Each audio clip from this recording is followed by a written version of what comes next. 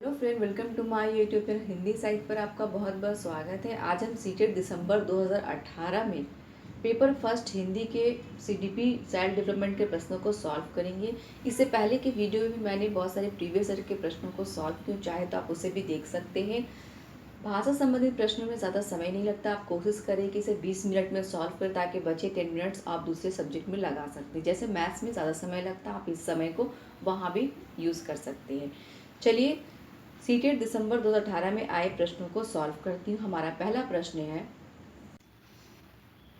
तो देखिए 91 का हमारे यहाँ पहला प्रश्न स्टार्ट होता है। सुनने और लिखने की कुशलता का आकलन करने का सबसे अच्छा तरीका क्या है? ऑप्शन दिया गया है, कविता सुनकर प्रश्नों के उत्तर लिखना, या सुनी गई कहानी को अपने शब्दों में लिखना, या सुनी गई कहानी को शब्दशः लिखना, या कविता सुनना और शब्दशः लिखना। तो सुनने और लिखने की कुशलता का आकलन करने का सबसे अच्छा तरीका है सुनी गई कहानी को अपने शब्दों में लिखना।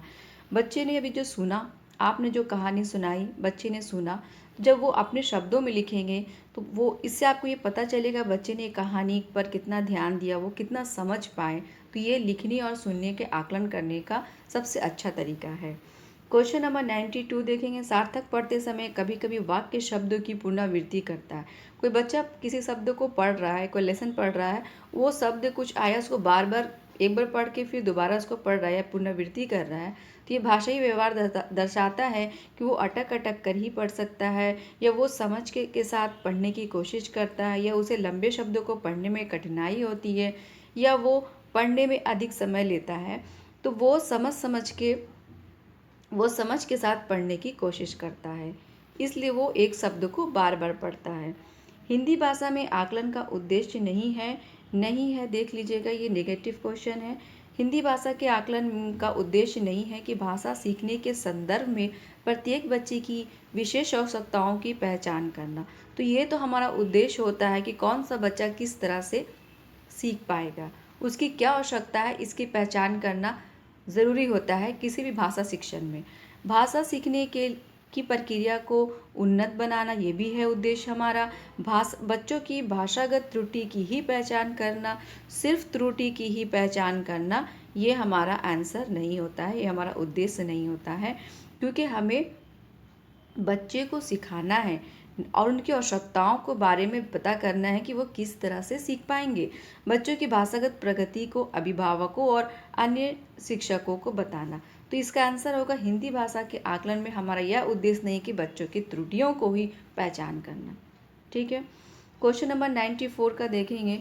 आपके विचार से प्राथमिक स्तर पर उत्कृष्ट लेखन कार्य का उदाहरण है। मेरे सपनों का भारत विषय पर अनुच्छेद लिखना, या पाठ्य पुस्तक से इतर कठिन शब्दों का श्रुतलेख लिखना, या किसी आंखों देखी घटना का लिखित वर्णन करना, या छुट्टियां कैसे मनाई, इस विषय पर अनुच्छेद लिखना। तो आपके विचार से प्राथमिक स्तर पर उत्कृष्ट लेखन कार्य का उदाहरण है कि किसी आंखों देखी घटना का लिखित वर्णन करना। लिखने के कार्य में बच्चे जितना अपने मन से लिखेंगे, जितना वो समझ के लिखेंगे, किसी घटना को देख कर लिखेंगे, तो उनके लेखन क्षमता और उनके विचार जो उनके मन में आया है उस घटना के प्रति, वो आपको दर्शाता है, वो उसको आप समझ पाएंगे। क्वेश्चन नंबर 95 से देखेंगे। भाषा सीखने के संदर्भ में कौन सा कथन सही है? बच्चों में भाषा अर्जित करने की जन्मजात क्षमता नहीं होती है। ऑप्शन 2, बच्चे विद्यालय आकर ही भाषा सीखते हैं, ऐसा नहीं, बच्चे घर पे ही बोलते हैं। ऑप्शन नंबर 3, बच्चे विभिन्न संचार माध्यम से ही सीखते हैं। या ऑप्शन 4 है, बच्चों में भाषा अर्जित करने की जन्मजात क्षमता होती है। तो भाषा सीखने के संदर्भ में बच्चों में भाषा सीखने की जन्मजात क्षमता होती है। ठीक है। चॉम्स्की भी यही कहते हैं कि बच्चे जो है वो भाषा अर्जन करने की क्षमता उनमें जन्मजात होती है। 6 to 9 मंथ के बच्चे जो है वर्ण और व्यंजनों का उच्चारण करने लगते हैं, जैसे द मामा। ठीक है। क्वेश्चन नंबर 96 देखेंगे। डिस्ग्राफिया से प्रभावित बच्चों में मुख्य रूप से डैश में कठिनाई होती है। डिस्ग्राफिया मतलब आप आधा इसको देखेंगे, एक ट्रिक है कि ग्राफ, यानी कि ग्राफ बनाना। तो डिस्ग्राफिया से प्रभावित बच्चे में लेखन संबंधी कठिनाई होती, वो लिख नहीं पाते हैं, उन्हें लिखने में परेशानी होती है। प्राथमिक स्तर की हिंदी भाषा की पाठ्य पुस्तक में आप किसे सर्वाधिक महत्वपूर्ण मानते हैं? देखिए, एक ऑप्शन 1 दिया, नैतिक मूल्यों वाली कहानी, कविताएं, बहुतायत में दिए गए अभ्यास कार्य हिंदी भाषा को विविध रूप में देने वाली रचनाएं या बहुत प्रसिद्ध लेखकों की प्रसिद्ध रचनाएं। तो प्राथमिक स्तर के पाठ्य पुस्तक में हिंदी भाषा के विविध रूप देने वाली रचनाएं जो है वो बहुत महत्वपूर्ण होती है। क्वेश्चन नंबर 98 देखेंगे, बहुभाषी कक्षा में बच्चों की भाषा कक्षा के लिए बेहद जटिल चुनौती है? नहीं, वो बहुत उपयोग होती है। आकलन की प्रक्रिया को बाधित करती है, भाषा सीखने की प्रक्रिया को बाधित करती है, संसाधन के रूप में कार्य करती है। बहुभाषी कक्षा जहाँ बहुत सारी भाषाएं बोली जाती हैं, बहुत सारे अलग अलग जगह से बच्चे आते हैं, वो अलग अलग भाषाएं बोलते हैं, तो उन भाषाओं को आप संसाधन के रूप में लेकर कार्य कर सकते हैं। क्वेश्चन नंबर 99 देखेंगे, भाषा सीखने और भाषा अर्जित करने में अंतर का मुख्य आधार क्या है? भाषा का लिखित आकलन, भाषा का उपलब्ध परिवेश, भाषा की जटिल संरचना या भाषा का पाठ्य पुस्तक। भाषा सीखने और भाषा अर्जन करने में अंतर का मुख्य आधार है भाषा के उपलब्ध परिवेश। जैसा इन्वायरमेंट मिलेगा, जैसा इन्वायरमेंट देंगे आप बच्चों को, भाषा वैसी सीखेंगे बच्चे। क्वेश्चन नंबर 100 से देखेंगे, प्राथमिक स्तर पर हिंदी भाषा सीखने के लिए सबसे अधिक महत्वपूर्ण जरूरी है? तो प्राथमिक स्तर पर हिंदी भाषा सीखने के लिए सबसे अधिक महत्वपूर्ण है कक्षा में रंगीन पाठ्य पुस्तक, कक्षा में प्रिंट सामरिक परिवेश, कक्षा में लिखित आकलन या भाषा शिक्षक का भाषा ज्ञान। भाषा सीखने के लिए सबसे अधिक ज़रूरी है कक्षा में प्रिंट सामरिक परिवेश।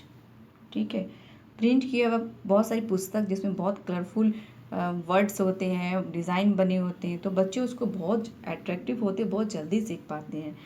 क्वेश्चन नंबर 101 का देखेंगे, बच्चे बोलचाल की भाषा का अनुभव लेकर विद्यालय आते हैं, इसका निहितार्थ क्या है? ऑप्शन दिया है, बच्चों की बोलचाल की भाषा को सुधारा जाए, या बच्चों को भाषाई अनुभवों का उचित प्रयोग किया जाए, या बच्चों का भाषाई अनुभव को कक्षा के बाहर रखा जाए, या बच्चों को बोलचाल की भाषा ना सिखाई जाए। तो जो बच्चे बोलचाल की भाषा लेकर के विद्यालय आते हैं, तो टीचर का यह काम होता है कि बच्चों के भाषाई अनुभव का उचित प्रयोग करें। ठीक है, जो वो बोल रहे हैं, जिस बात को वो समझ पा रहे हैं, उसे ही समझाकर वो अपनी भाषा को समझा सके, जो लैंग्वेज पढ़ा रहे हैं। भाषा सिखाने में आप सबसे अधिक महत्वपूर्ण मानते हैं क्या? सामाजिक अंतःक्रिया, दृश्य श्रव्य सामग्री, या बाल साहित्य, या संज्ञानात्मक विकास। तो भाषा सीखने में आप सबसे अधिक महत्वपूर्ण देंगे वो है सामाजिक अंतःक्रिया। जब बच्चे समाज में, सोसाइटी में जाते हैं, बातचीत करेंगे, एक दूसरे से कम्युनिकेशन करेंगे, तो वो भाषा जल्दी सीख पाएंगे और उनका कम्युनिकेशन उतना अच्छा होता जाएगा। इसलिए समाज में सामाजिक अंतःक्रियाएं भाषा सीखने के लिए सबसे अधिक महत्वपूर्ण होता है। क्वेश्चन नंबर 103 से देखेंगे, हिंदी भाषा शिक्षक का यह प्रयास होना चाहिए कि वे बच्चों की मातृभाषा के स्थान पर हिंदी भाषा को ही कक्षा में स्थान दे, या बच्चों द्वारा मानक भाषा का ही प्रयोग करने के अवसर दे, या बच्चों की शिक्षाप्रद बाल साहित्य पढ़ने के लिए भरपूर अवसर दे, या 4 बच्चों की भाषा संबंधी सहज रचना शक्ति को बढ़ने का अवसर दे। तो हिंदी भाषा शिक्षक का यह प्रयास होना चाहिए कि वे बच्चों की रचना शक्ति को बढ़ने का अवसर दे। ठीक है, क्वेश्चन नंबर 104 देखते हैं, कक्षा 5 के बच्चों के भाषा आकलन के संदर्भ में आप किस सवाल को सबसे कमज़ोर मानते हैं? ये 4 ऑप्शन में से सबसे कमज़ोर सवाल कौन है? यदि इला तुम्हारे स्कूल में आए तो उसे किन किन कामों में परेशानी होगी? ये सोच के आपको लिखना है। अपने दोस्तों से पूछकर पता करो कौन किस बात से घबराता है, या ईदगाह कहानी में हामिद ने मेले से क्या खरीदा, या केशव सबसे क्या कहता होगा? कल्पना करके केशव के शब्दों में लिखे। तो ईदगाह कहानी में हामिद ने मेले से क्या खरीदा, तो ये एक ऑप्शन वाले क्वेश्चन, यानी क्लोज एंडेड क्वेश्चन है, यानी कि इसका एक आंसर होगा कि हामिद ने मेले से चिमटा खरीदा अपनी दादी के लिए। तो ये एक वर्ड वाला या एक वर्ड या एक शब्द या फिक्स आंसर है। लेकिन अगर और सर आंसर को आप देखेंगे, केशव सबसे क्या कहता होगा, तो यहाँ पर आपको कल्पना करने का क्वेश्चन दिया गया है। अपने दोस्तों से पूछो, पता करो, ये भी आपको एक ऐसा वर्क जिसमें आप चिंतन करेंगे। यदि ईला तुम्हारे स्कूल आए, तो ये सब क्वेश्चन का जब आंसर करेंगे तो बच्चे को थोड़ा सोचना होगा, समझना पड़ेगा, आंसर ढूंढना पड़ेगा। तो इसलिए ये क्वेश्चन जो हामिद ने मेले से क्या खरीदा, इसका एक ही आंसर होता है, इसलिए क्वेश्चन सबसे कमज़ोर है। ठीक है, क्वेश्चन नंबर 105 देखेंगे, भाषा का अति महत्वपूर्ण प्रकार क्या है?